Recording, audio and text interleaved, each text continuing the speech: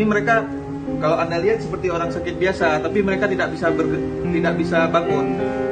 Nah, tidak bisa bangun, cuma seperti ini, makan disuapin malah. Makan disuapin, buang kotoran ya Pak. Beredar video di media sosial satu keluarga di Idi Raya, Aceh Timur mengalami sakit dan butuh perhatian khusus dari pemerintah setempat. Video tersebut diposting akun TikTok @roni_oposisi pada Rabu 1 November 2023. Terlihat sang pemilik akun, Roni, menarasikan bahwa kejadian tersebut berada di dekat jembatan Idi Raya, Kabupaten Aceh Timur. Tampak di lokasi kejadian yang berdekatan dengan jembatan dan beberapa rumah warga. Dalam postingan itu, Roni beserta rekannya masuk ke dalam rumah keluarga yang sedang mengalami kesakitan tidak terawat itu. Sesampai di dalam rumah, terlihat beberapa orang yang terbaring sakit.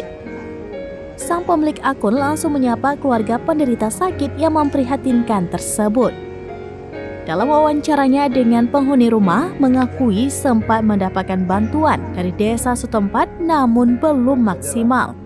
Berarti dari pihak desa lumayan diperhatikan oleh aparat desa, terutama dari kepala lorongnya di sini. Ada bantuan BLT, cuma kalau dari wawancara kami tadi kepada ibu yang merawat ini, bagian dari keluarga mereka, berarti mereka dalam rumah ini ada 5 orang, 4 orang sakit, 1 orang yang merawat. Itu mereka sudah dirawat bertahun-tahun, sudah dibawa kemana-mana bertahun-tahun, akhirnya tidak diobati lagi.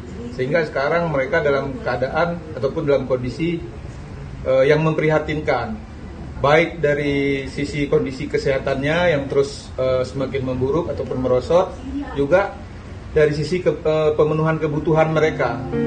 Para penderita tersebut diketahui mengalami musibah berbagai macam.